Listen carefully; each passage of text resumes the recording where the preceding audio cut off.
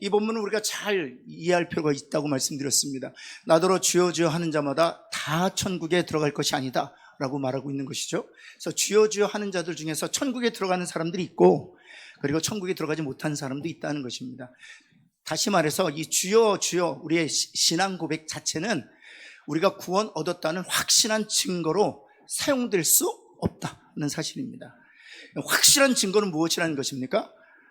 팔복이 확실한 증거라는 거예요. 옆에 있는 분에게 팔복이 확실한 증거입니다 한번 할까요?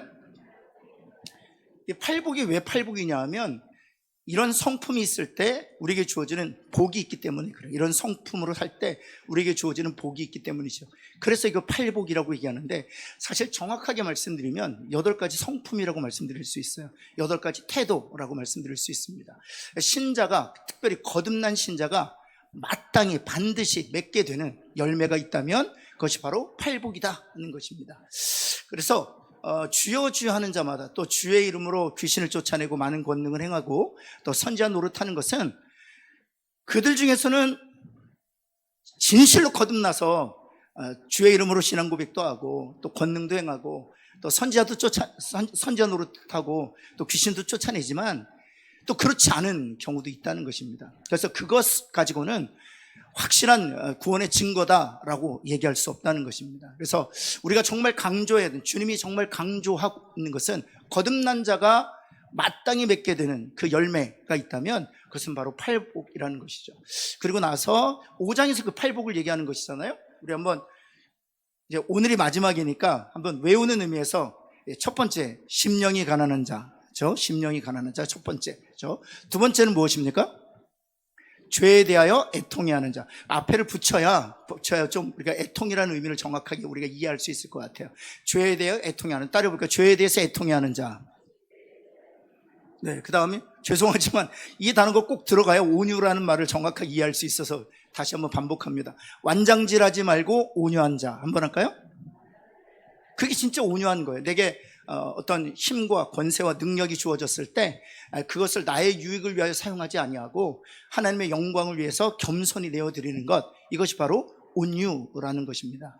여러분, 네 번째가 무엇입니까? 의에 줄이고 목마른 자인 거죠. 이 의에 줄이고 목마른 자가 이제 받게 되는 복이 있다면 배부르게 될 것이며, 이 본문을 제가 함께 나누면서 저 개인적으로 굉장히 큰 은혜가 되었어요. 여기서 의란 무엇입니까? 예수 그리스도의 성품을 말하는 것이거든요. 우리는 사실 세상에 대해서 주려하고 세상에 대해서 목말라 합니다. 돈에 대해서 주려하고 돈에 대해서 목말라 합니다. 명예에 대해서 주려하고 명예에 대해서 목말라 하죠. 근데 주님께서 우리에게 목말라 해야 될 것, 정말 우리가 굶주려야 할 것이 있다면 그건 예수 그리스도의 성품이라고 얘기하는 거예요. 의에 대해서 주려하고 목말라 하라는 것입니다. 그리고 나서 놀라운 복이 그 다음 기술되어 있는데, 그것이 무엇인가 하면, 목말라하고 굶주려 하기만 해도 배부르게 될 거라는 거예요. 우린 예수 그리스도의 성품을 닮아가는 데 있어서 실천이나 어떤 행동 강령이 필요하다고 생각하잖아요. 그런데 이 네 번째에서 주님께서 말씀하시는 것은, 주려하고 목말라 하기만 해도 너희가 주려하고 목말라 하는 것으로 풍성히 배부르게 될 것이라는 것입니다. 예수님의 성품에 대해서 주려하고 예수님의 성품에 대해서 목말라기만 해도 예수님의 성품으로 배부르게 될 거라는 거예요. 예수 그리스도의 성품에 참여하는 자가 될 거라는 것이죠. 옆에 있는 분에게 주려하고 목말라 하기만 해도 주님 닮습니다 한번 할까요? 근데 주님을 닮지 못하는 이유는 안 목말라 하니까 그래요. 안 주려 하니까 그래요. 관심이 없어서. 정말 예수 그리스도의 그 성품에 진정으로 주려하고 목말라 한다면, 그래서 이 강의할 때 제가 말씀드렸는데, 언제까지 주려하고 언제까지 목말라 하냐는 거예요. 우리가 예를 들어서 목마르잖아요. 그럼 언제까지 우리가 그 갈증으로 고통받습니까? 언제까지? 해갈할 때까지. 해갈할 때까지.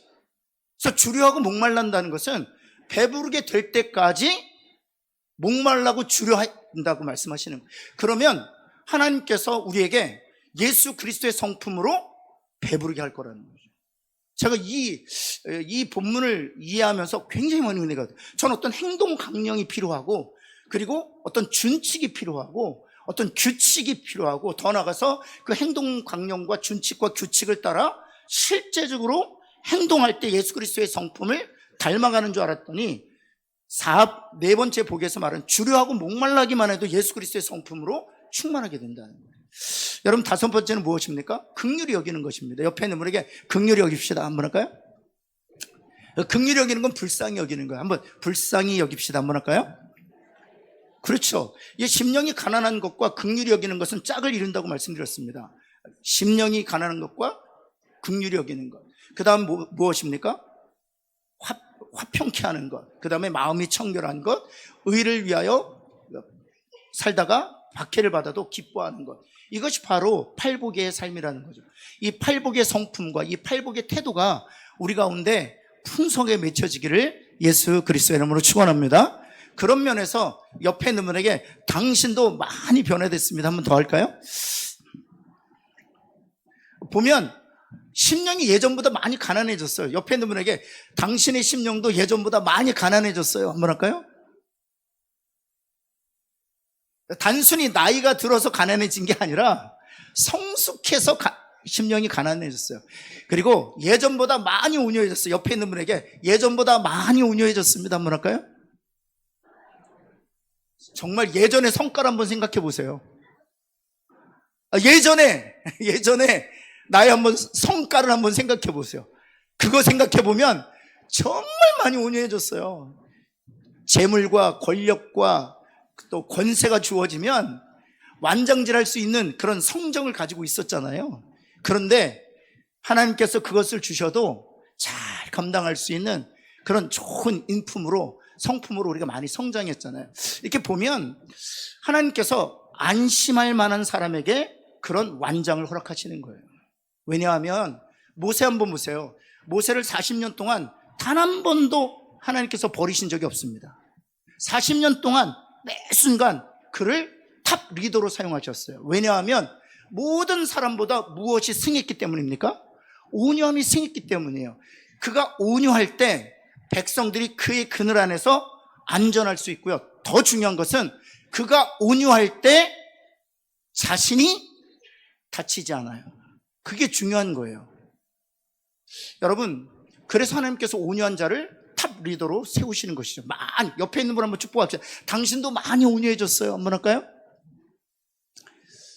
한 번 더 합시다. 옆에 있는 분에게 사람을 미워하지 말고 죄에 대해서 애통해 합시다. 한번 할까요? 요거는 좀 힘들어요. 요건 좀 힘들어요. 우리는 사람을 미워해요. 그런데 주님께서 이 신자가 반드시 맺어야 될 열매가 있다면 원수는 사랑하고, 그렇죠? 죄에 대해서는 애통해야 돼요. 여러분, 그가 그렇게 엉망진창이 된 이유는 무엇 때문입니까? 그 안에서, 그의 육체 안에서 역사는 무엇 때문입니까? 죄 때문이에요. 옆에 있는 분에게 내 안에 있는 죄 때문에 그래요. 한번 할까요? 그런데 이것을 자기를 합리화시키는 도구로 쓰시면 또 안 돼요. 옆에 있는 분 한번 딱 때리고 나서 내 죄 때문에 그래, 이렇게 도구로 쓰시면 안 돼요. 그러나 실상 그렇다는 것입니다. 그가 그렇게 엉망진창이 된 것, 그렇게 고장난 모습을 보여주는 것은 바로 우리 육체 안에 죄가 있기 때문에, 우리가 죄 사함 얻고 거듭나서 하나님의 자녀가 되었음에도 불구하고 로마서 7장에서 보아주는 것처럼 우리가 원하는 선을 행하지 않고 우리가 도리어 미워하는 악을 행하는 이유가 있다면 우리 육체 안에 여전히 죄가 있기 때문이라는, 거기서 말하는 육체는 살과 뼈뿐만 아니라 우리의 마음, 감정, 생각, 정서, 지성, 이성을 말하는 것이죠. 우리 육체 안에 죄가 있어서 그 죄로 하여금 우리가 원치 아니하는 악을 행하게 한다는 것입니다. 그래서 사도 바울이 그 늦지막 나이에 그런 고백을 하잖아요. 오라, 나는 곤고한 사람이로다. 이 무슨 몸에서 나를 건져내랴? 사망의 몸에서 누가 나를 건져내랴? 라고 얘기하는 것이죠. 여러분, 우리에게 소망이 있어요. 이 몸을 가지고 우리가 천국 가는 것이 아니라 주님이 오시는 날 먼저 죽은 자들이 일어나서 새 몸을 입게 될 것입니다. 그 새 몸이란 어떤 몸이냐? 죄가 없는 몸, 영광스러운 몸을 우리가 그때 입게 될 줄을 믿습니다. 그때까지 살아있는 자들은 호련히 변화된다고 했어요. 호련히 변화된다는 건 무엇입니까? 이 몸을 가지고 있는데 주님이 오시는 날 호련히 죄가 없는 그런 영광스러운 바디를 우리가 입게 된다는 거예요. 그래서 죄가 없는 정말 주님이 부활하셨을 때 입으셨던 그 글로리어스 바디, 그 영광스러운 몸을 입고 천국에 들어가 영원한 안식을 누린다. 그때까지는 여전히 우리 안에 있는 죄로 말미암아 여전히 우리가 때로는 고장난 채로, 또 때로는 우리가 원하지 않는 모습으로 살아간다는 것입니다. 그래서 다시 한번 사람을 미워하지 말고 죄를 미워합시다. 한번 할까요? 그래서 우리의 공격 대상은 사람이 아니라 죄예요. 죄. 여러분, 이런 것들이 바로 우리 거듭난 그리스도인들이 맺게 되는 열매고, 이런 열매가 있다면 그는 거듭났다라고 확증할 수 있다는 사실입니다. 그리고 우리 6장에서 무엇을 얘기하는 것입니까? 이런 모든 아름다운 성품이 나 자신의 의를 위해서 행하지 아니하고 누구에게 영광이 되도록 해야 된다는 것입니까? 하나님께 영광. 다시 말해서 사람들이 나의 그 성품 때문에 나를 주목하게 하는 것이 아니라 나의 그 아름다운 성품 때문에 주님을 주목하게 하는 것이 중요하다는 것입니다. 여러분, 옆에 있는 분에게 우리는 그래서 달과 같은 존재로 살아야 합니다. 한번 할까요? 먼저 얘기하고 제가 설명드려요. 달과 같은 존재로 살아야 된다. 시작. 달과 같은, 여러분, 달은요 스스로 빛을 발하지 않습니다. 달은 스스로 빛을 발하지 않습니다. 태양은 어떻습니까? 스스로 빛을 발하죠. 그래서 태양은 하나님이라고 표현할 수 있어요. 스스로 빛을 발하시는 분. 근데 우리는요 달이에요. 태양이 비추어 주어야만 비로소 비칠 수 있는 것이죠. 태양이 없다면 달은 어떤 빛도 비춰낼 수 없을 것입니다. 그래서 우리는 달처럼 살아야 돼요. 그런데요, 달이 마치 자신이 세상을 비추는 것처럼 한다면 얼마나 어리석은 것이겠어요. 그리고 태양이 비추는 것과 달이 비추는 것은 하늘과 땅 차이예요. 여러분, 보름달이 떠도요 밝아요. 보름달이 떠도 밝다니까요. 이야, 오늘 밝네 한다고요. 그런 태양과 비교할 땐 아무것도 아니에요. 여러분, 우리가 태양에 보름달도 보면은, 이 달도 보면 초생달이 있고 반달이 있고 보름달이 있지 않습니까? 옆에 있는 분에게 이왕 살려면 보름달처럼 삽시다 한번 할까요? 옆에 있는 초생달 한번 보세요. 그냥 간신히 비춰주고 있죠. 간신히 비춰주고 있잖아요. 초생달이 아니라 반달이 아니라 보름달인데요. 이게 그래서 성화라고 설명할 수 있어요. 처음에는 초생달로 시작됐다가 반달로 갔다가 그 다음 원달이 돼야 되는데, 우리의 성화의 그런 작용을 보면은요 왔다 갔다 해요. 어떨 때는 초생달, 어떨 때는 성령 충만해서 원달, 어떨 때는 반달. 예. 여러분, 우리가 다 보름달 되어서 하나님으로부터 오는 그 빛을 다 비추어내는 저와 여러분 되기를 예수 그리스도는 축원합니다. 따라서 우리는 우리 자신을 주목할 때 베드로처럼 왜 나를 주목하느냐? 하나님을 주목해야 된다라고 해야 되는 것이죠. 이것이 거듭난 신자의 마땅한 도리라고 말씀하시는, 그래서 5장에서는 우리가 반드시 맺게 되는 8가지 성품과 태도를 말한다면 6장에서는 그 성품과 태도가 나의 의로움을 자랑하기 위한 것이 아니라 하나님의 영광을 위해서 돌려져야 된다라고 가르치고 있는 것이죠. 그러나서 7장 가서는 무엇을 얘기하고 있느냐? 7장에서 가장 중요한, 나중에 또 본문에서 다루겠지만 어떤 부분을 다루고 있냐 하면 이런 것을 다루고 있습니다. 우리가 그래서 7장 7절에서 11절에 여러분이 잘 알고 있는 구하라 그리하면 주실 것이요, 찾으라 그리하면 찾을 것이요, 문을 두드리라 그러면 열릴 것이다.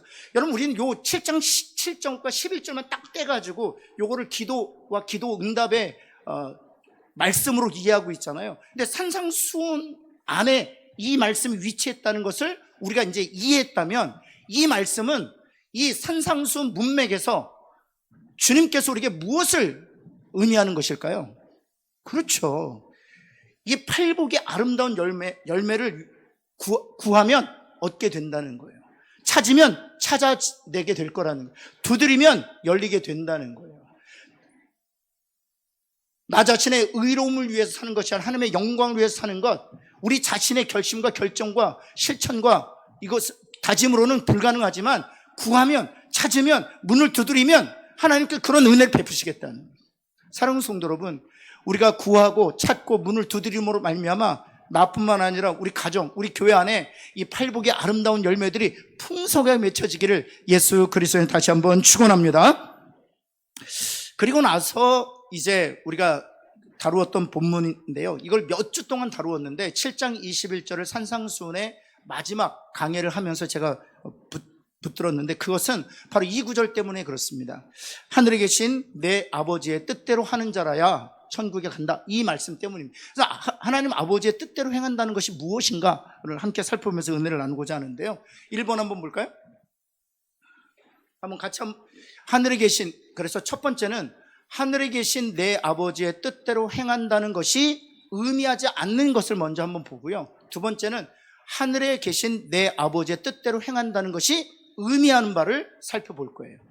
그리고 마지막 세 번째는 그럼 나는 하늘에 계신 아버지의 뜻대로 행하는 자인가를 스스로 검토하는 것이죠. 그럼 첫 번째 한번 보시겠습니다. 아버지의 뜻대로 행한다는 것이 아닌 의미를 먼저 살펴보면 마태복음 7장 21절 보시겠습니다.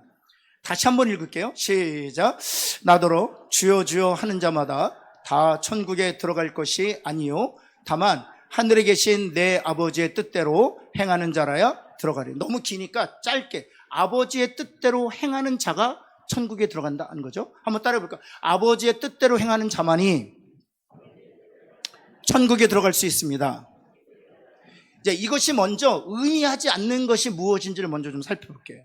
왜냐하면 아버지 뜻대로 행하는 자가 천국에 간다라고 할 때에는 그러면 구원은 행위로 얻는 것인가? 라는 오해를 불러일으킬 수 있기 때문이에요. 그래서 아버지 뜻 행한 자라야 천국에 들어간다는 것이 의미하지 않는 것이 무엇인지 먼저 살펴보도록 하겠습니다. 1번 첫 번째 보시면은요, 이건 같이 한번 읽겠습니다. 시작. 다시 말씀드립니다. 이것은 행위에 의하여 의롭게 되는 것을 의미하지 않습니다. 다른 말로 얘기하면 행위로 말미암아 구원을 얻게 되는 것을 가르치는 말씀이 아니라는 거예요. 분명히 보시면 아버지의 뜻대로 무엇하는 자가 천국에 들어간다고요? 행하는 자가 천국에 들어간다고 했잖아요. 그런데 이 주님의 말씀은 행함으로 말미암아 구원에 이르는 것이 아니다 라고 가르치고 있다는 거예요. 그 의미를 좀 말씀드리면, 여러분 지금 산상수훈 우리가 5장에서 배웠잖아요. 산상수훈. 여러분 이 팔복을 행함으로, 그렇다면 이 말씀 그대로라면 아버지의 뜻이 팔복을 행하는 거잖아요. 심령이 가난한 것, 죄에 대해서 애통해하는 것, 완장질하지 않고 온유하고 그래도 긍휼히 여기는 것, 화평케 하는 것, 마음이 청결한 것, 이런 것들이 바로 팔복, 하나님의 뜻이잖아요. 그럼 하나님의 뜻대로 행하는 자만이 천국에 들어간다 라고 이해한다면 누구만이 천국에 들어간다는 겁니까? 심령이 완벽히 가난한 자만이 천국에 들어가는. 여러분 조금만 가난하시면 안 돼요. 하나님의 기준에 부합될 정도로 완벽히 가난하셔야만 천국에 들어가요. 또 뿐만 아니죠, 죄에 대해서 애통하는 사람만이 천국에 들어가는 것입니다. 사람에 대해서 미워하시면 천국에 못 들어가요. 완장질하지 않고 온유한 자만이 천국에 들어간다고 말씀하시는 것이죠. 왜냐하면 아버지의 뜻대로 행하는 자가 구원에 이른다 하는 것을 행위 구원으로 이해한다면 이라고 말씀드리는 거예요. 그렇다면 완벽하게 온유해만 어느 한순간에도 온유하지 아니하면 우리는 천국에서 탈락이란 말이에요. 긍휼히 여기는 것, 화평케 여기는 것, 마음이 청결한 것 다 마찬가지예요. 어느 한순간이라도 우리가 마음이 더러우면, 청결하지 아니하면 천국에 못 들어간다는 것입니다. 그렇다면 주님이 아버지의 뜻대로 행하는 자라야 천국에 들어간다 말씀하시는 것은 행위로 구원에 이른다라고 가르친다고 말할 수 없다는 사실이에요. 어느 누구도 자신의 행위로 천국에 들어갈 수 없기 때문에 그렇습니다. 옆에 있는 분 한번 보실까요? 저분이 나보다 온유한지? 네, 우리는요 상대적인 기준으로 평가할 수 있어요. 우리 권사님들 중에 저보다 온유하신 분이 있어요. 실제로 있습니다. 저희 가정에서 보아도 아내가 더 온유할까요? 제가 더 온유할까요? 말씀 잘 하셔야 돼요. 1번 아내, 2번 남편. 네, 제가 말씀드릴게요. 아내가 훨씬 더 온유합니다. 예. 저희 두 아들이 있잖아요. 첫째하고 둘째, 여러분 모르시잖아요. 첫째가 더 온유할까요? 둘째가 더 온유할까요? 어떻게 하셨어요? 둘째가 훨씬 더 온유해요. 둘째가 훨씬 더 온유해요. 그래서 우리 집에 4식구인데 4식구 중에 가장 온유한 사람은 저희 둘째예요. 그래서 순서로 따지면 첫 번째가 제 둘째, 두 번째가 제 아내, 세 번째가 큰애, 네 번째가 저예요. 이렇게 제가 말씀드리는 것은 온유의 상대적 기준이 있단 말이죠. 그래서 내가 너보다 온유하고 내가 나보다 더 온유해라고 말할 수 있어요. 그런데 여러분, 온유라고 할 때는 절대적 기준을 말하는 거거든요. 절대적 기준은 누구입니까? 하나님이시거든요. 그러니까 하나님보다 온유하냐? 여러분, 예수님께서 그 하나님의 온유를 이해하시려면 예수님께서 십자가에 달리시면서 받으셨던 그 조롱, 그 모욕, 그 멸시 중에서도 12군이나 동원해서 쓸어버릴 수 있지만 하나님의 말씀을 이루고자 그렇지 아니함. 그리고 주여 저들이 하는 일을 저들이 알지 못하나이다. 저들의 죄를 용서하죠. 죄에 대해서 애통해하는 주님의 모습. 그러니까 주님보다 더 애통해하느냐, 주님보다 훨씬 더 온유하냐, 주님보다 훨씬 더 심령이 가난하냐, 비교해야 된다는 것이죠. 그래서 주님의 기준에 맞지 않는다면, 행위로 구원을 얻는다고 한다면 아무도 천국에 들어갈 수 없다는 거죠. 아무도. 그래서 행위 구원을 말하고 있는 것이 아니다는 거예요. 아버지의 뜻대로 행하는 자라야 천국에 들어간다는 것은 행위로 구원을 얻는다, 우리에게 의로운 행위가 있어야 되고 선한 열매가 있어야 천국에 들어간다는 것을 가르치는 것이 아니다라고 말하고 있는 것이죠. 두 번째도 되게 중요해요. 이건 같이 한번 읽어볼까요? 시작. 이것은 같은 동일해요. 왜냐하면 행위 구원이라고 얘기하면 우리가 완벽해야 돼요. 여러분, 그 율법이 몇 개라고요? 613개라고요. 613개에 제가 지난번에 잠깐 말씀드렸지만 567번째 계명이 어떻게 되나요, 유혁 집사님? 그렇죠? 제가 지금 또 질문할까요? 다 모르실 거예요. 333번째 우리 백원사님 모르잖아요. 아니, 계명도 모르는데 무슨 계명을 지키면서 살아요? 계명을 모르는데 어떻게 그 계명을 지켜요? 그래서 완벽하게 우리가 계명을 다 지킬 수 없다는 것입니다. 알아도 못 지켜요. 10계명만 보아도 우리 10계명을 알고 있습니다. 10계명을 알고 있음에도 불구하고 우리는 완벽하게 못 지킵니다. 따라서 아버지 대로 행하는 자라야 천국에 들어간다라고 얘기하는 것은 죄를 짓지 아니하는 완전 무결한 상태가 되어야 된다라고 말하고 있는 것이 아니라는 것입니다. 그래서 일전에도 제가 말씀드렸지만 성경에서 잘 이해하지 못하는 부분들이 있어요. 이런 겁니다. 죄에 대하여 죽고 하나님에 대하여 살았다. 이게 무슨 뜻입니까? 죄에 대하여 죽었고 하나님에 대하여 살았다. 이게 무슨 뜻입니까? 다시, 죄에 대하여 죽었고 의에 대하여 살았다. 이게 무슨 뜻입니까? 그러니까 죄에 대하여 죽었다는 것은 우리가 죄를 짓지 않는 상태가 되었다는 것을 의미하는 것입니까? 아니에요. 제가 여러 번 말씀드리지만 로마서에서 말하는 여러분들은 죄에 대하여 죽었습니다. 이건 우리가 죄에 대해 죽었다는 것은 우리의 죄가 완전히 우리 안에서 죽어서 완전히 사라졌다는 것을 의미하는 게 아니에요. 죄에 대하여 죽었다는 것은 죄를 지음으로 말미암아 받아야 될 결과로부터 당신이 면제됐다, 이런 뜻이에요. 예를 들면 살인죄를 지은 사람이 있어요. 경찰들이 막 쫓아다니는 거예요. 근데 그 사람이 죽었대요. 발견해 보니까 그 사람이 살인죄를 저지른 사람이 죽은 거예요. 그러면 어떻게 됩니까? 취소가 됩니다. 왜냐하면 죽은 사람에 대하여 죄를 물을 수 없기 때문에. 옆에 있는 분의 죄에 대해 죽었다는 것은 무엇을 의미하느냐? 당신은 죽었기 때문에 그 죄를 물을 수 없다, 이렇게 말하는 거예요. 한번 옆에 있는 분 한번, 당신은 죽었기 때문에 죄에 대해서 물을 수 없습니다. 한번 할까요? 이 죄에 대하여 죽었다는 게 그거예요. 하나님이 우리의 죄값을 물으려고 보셨는데 제가 죽었어요. 제가 언제 죽었어요? 육체적인 죽음을 말하는 게 아니에요. 육체적인 죽음은 죄의 값으로 우리가 죽게 되는 것이고, 제가 언제 죽었어요? 예수 그리스도의 십자가와 더불어 우리가 죽었죠. 그래서 죽은 우리에게 죄의 값을 물을 수 있다, 없다? 없다는 것입니다. 그렇다면 하나님에 대하여 살아있다는 것은 무엇을 의미하는 것입니까? 그리스도의 부활과 더불어 우리가 새 사람으로 부활했으니 영원히 살아계신 하나님에 대해서는 우리는 살아있는 존재가 되었다는 것을 말하는 거예요. 사랑하는 성도 여러분, 그런 의미에서 말하고 있는 거예요. 죄에 대해서 죽었다. 여러분, 죄사함 얻었다. 죄로부터 완전히 자유하게 되었다. 역시 마찬가지. 여러분, 저는 이 말씀을 이해하지 못해서 정말 많이 힘들어요. 죄에 대해서 자유했다라고 할 때 무엇을 의미하는 것입니까? 죄에 대해서 자유했다. 여전히 우리는 죄를 짓고 있잖아요. 죄에 대해서 자유하지 않습니다. 여전히 우리 육체와 우리의 생각과 마음 속에서 죄가 있어서 우리가 원하지 않냐는 그런 악을 행하고 있습니다. 그런데 성경은 죄에 대해서 자유했다라고 선포합니다. 무엇을 얘기하는 것입니까? 역시 죄에 대해 죽었다라는 표현과 같은 거예요. 죄에 대해서 자유했다. 그래서 로마서 8장 1절에 누구든 그리스도 안에 결코 무엇이 없다? 정죄함이 없다. 이 정죄가 무엇입니까? 죄가 있다고 하지 않는다는 것입니다. 왜냐하면 그리스도 안에서 우리는 죄에 대해서 자유케 된 존재, 다시 말해서 죄값을 주님이 다 지불해 주심으로 말미암아 우리가 지불해야 될 죄값이 더 이상 남아있지 않은 상태가 되었다라고 말하고 있는 거예요. 따라서 죄를 짓지 않는 완전주의를 말하는 것도 아니다라고 말하고 있는 것입니다. 여러분, 로마서 7장 19절 21절은 우리가 이미 잘 아는 건데 한번 읽겠습니다. 같이 한번 읽습니다. 시작. 이게 불신자의 상태를 말하는 게 아니에요. 이게 신자의 상태를 말하는 거예요.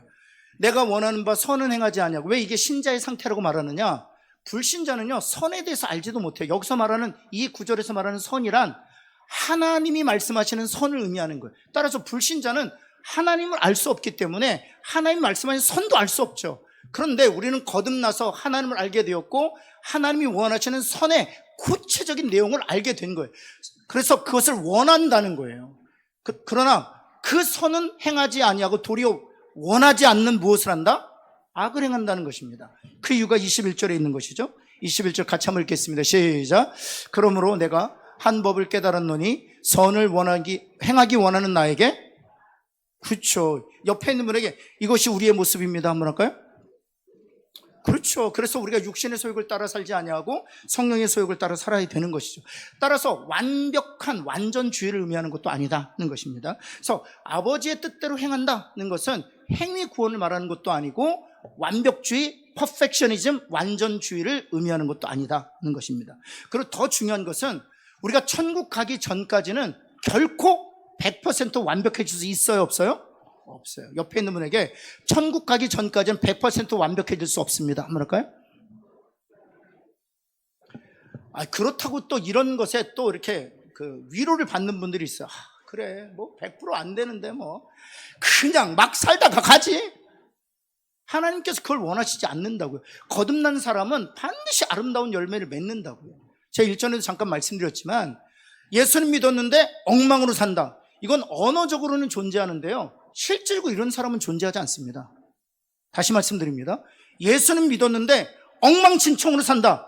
언어적으로는 존재하지만 실제적으로는 존재하지 않아요. 제가 비유로 그런 설명을 드렸잖아요. 동그란 삼각형 한번 따라해보세요. 여러분도 알고 계시면 써먹을 수 있으니까. 동그란 삼각형 해볼까요? 크게. 동그란 삼각형. 이게 존재합니까? 생각을 좀 하시고 말씀. 동그란 삼각형이 존재하나요? 아니죠. 존재하지 않죠. 그러나 언어적으로는 존재하잖아요. 동그란 삼각형이란 언어적으로 존재하잖아요. 명제적으로 존재하잖아요. 그런데 실제는 존재한다, 존재하지 않는다? 그래서 성도들이 많이 오해하시는 분들이 있는데, 목사님 신앙생활은 잘하고 믿음도 좋고 거듭났다고 하는데 생활은 엉망이에요. 이런 사람은 언어적으로는 존재하지만 실제로는 존재한다, 존재하지 않는다? 존재하지 않아요. 그 사람은 거듭나지 않은 사람이에요. 목사님 믿음은 너무 좋은데 교회를 파괴해요. 이런 사람은 언어적으로는 존재하지만 실제적으로는 존재하지 않아요. 목사님 기도는 잘하는데요, 기도는 깊이 하는데요, 공동체를 파괴해요. 이런 사람은 언어적으로는 존재하지만 실제로는 존재하지 않아요. 교회는 열심히 다니는데 사기꾼이에요. 언어적으로는 존재하지만 실제적으로는 존재하지 않아요. 만약 그런 사람들이 교회를 다니면 거듭나지 않은 사람이에요. 그냥 교인일 뿐이죠. 그래서 이것을 우리가 정확하게 구분해야 된다는 사실이죠. 네, 두 번째. 그럼 하늘에 계신 내 아버지의 뜻대로 행한다는 것이 진정으로 의미하는 것이 무엇이냐? 우리 한번 짧게 살펴보면 첫 번째, 우리 한번 같이 한번 읽겠습니다. 시작. 굉장히 중요해요. 행함이 없는 믿음은 죽은 믿음이다. 야고보서 2장 26절 한번 볼까요? 같이 한번 읽겠습니다. 야고보서 2장 26절 시작.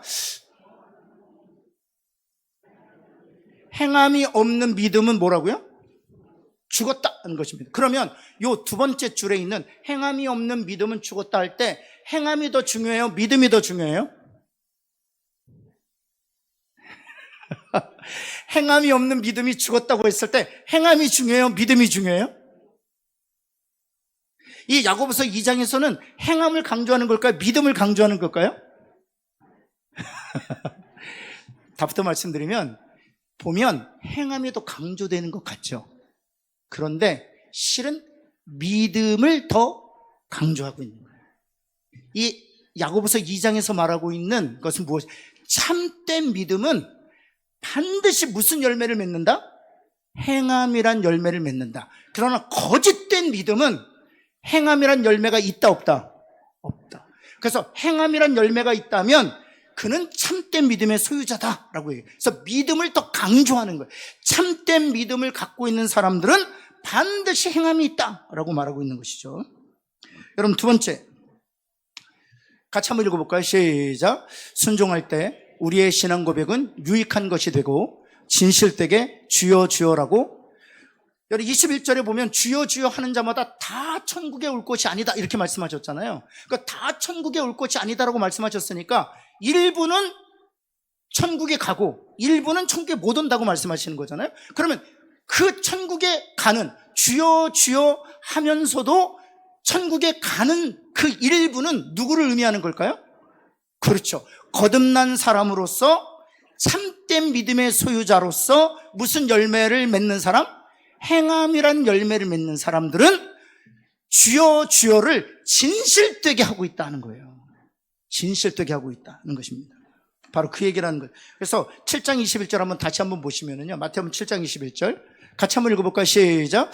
나더러 주여 주여 하는 자마다 다 천국에 들어갈 거. 그러니까 다 천국에 들어가지 못한다니까 주여 주여 하는 자들 중에 천국에 못 들어가는 사람도 있고 천국에 들어가는 사람도 있는데 천국에 들어가는 사람들은 어떤 열매가 있는 사람들?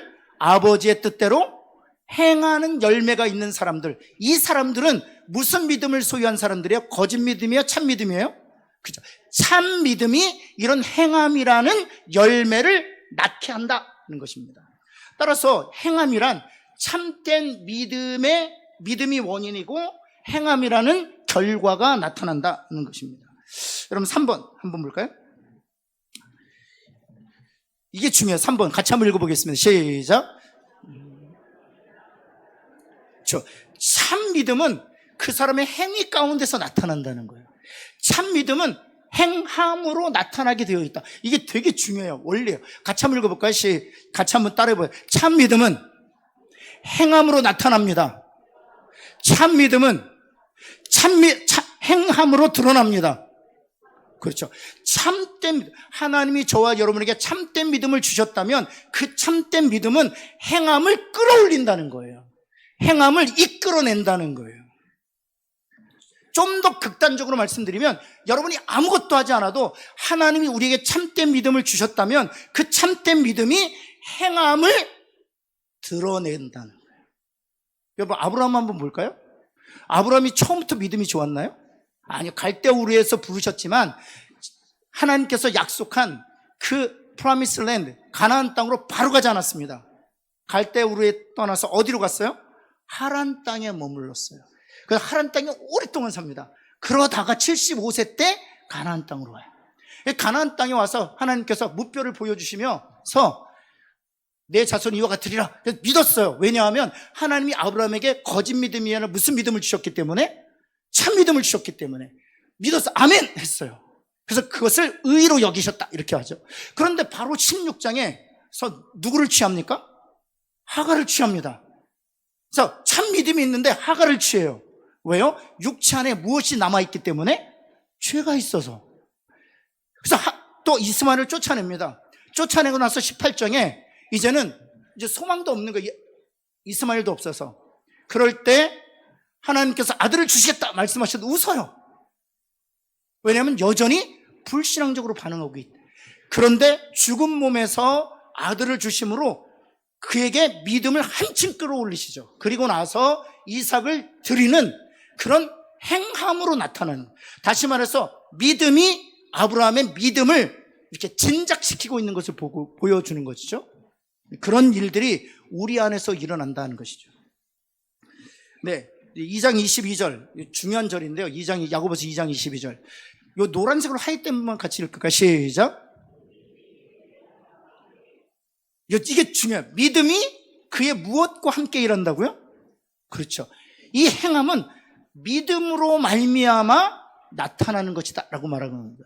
행함은 믿음 없이는 결코 이루어지지 않습니다. 예를 들면 이렇습니다. 여호수아가 여리고 성을 몇 바퀴 돌았어요? 총 몇 바퀴 돌았어요? 13바퀴 돌았잖아요. 하루에 한 바퀴 돌고 마지막 7바퀴 돌았으니까 13바퀴 돌았는데, 만약 믿음이 없다면 돌 수 있었을까요? 못 돌아요.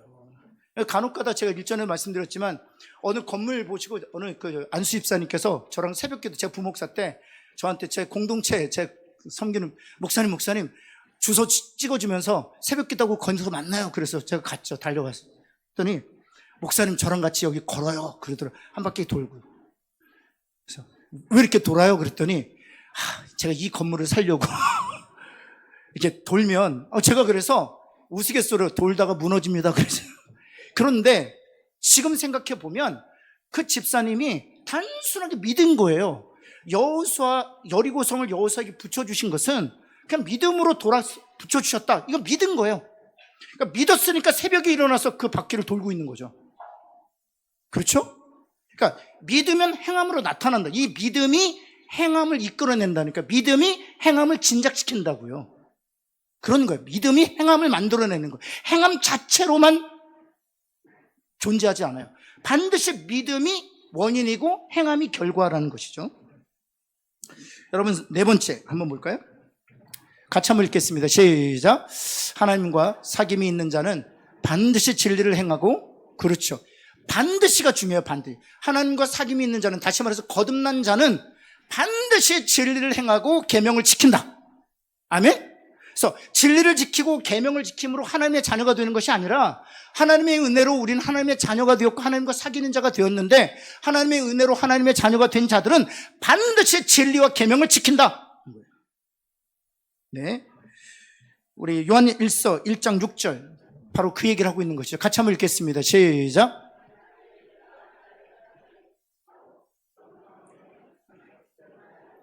그러니까 언어적으로는 존재한다고요. 하나님과 나는 사귐이 있어. 난 거듭난 사람이야. 그럼에도 불구하고 여전히 어두운 가운데 있는 사람이 있다는, 이게 언어적으로는 존재하지만 실제적으로는 존재하지 않는다는 거예요. 근데 한 가지 제가 여러분에게 좀 말씀드리는 건데, 그러면 일시적으로 어둠 가운데 거할 수 있잖아요. 예를 들면 다윗처럼 일시적으로 어둠 가운데 거할 수 있잖아요. 그럼 그 사람은 거듭나지 못한 사람입니까? 아니에요. 옆에 있는 분에게 일시적인 것은 그럴 수 있다 한번 할까요? 제가 말씀드렸잖아요. 우리 육체 안에 뭐가 있어요? 죄가 있어서 우리가 원하는 선은 행하지 아니하고 우리가 원하지 않는 악을 행한다니까요. 근데 거듭난 사람은 그것을 캐치해요. 하나님, 제가 또 죄를 졌네요. 성령 저를 도우셔서 이 사슬로부터 저를 자유케 하옵소서 라고 탄식하고 기도한단 말이죠. 그것이 거듭난 사람의 태도라는 사실이죠. 네, 5번 다섯 번째 한번 볼까요? 다섯 번째 한번 보시겠습니다. 다섯 번째 같이 한번 읽겠습니다. 시작.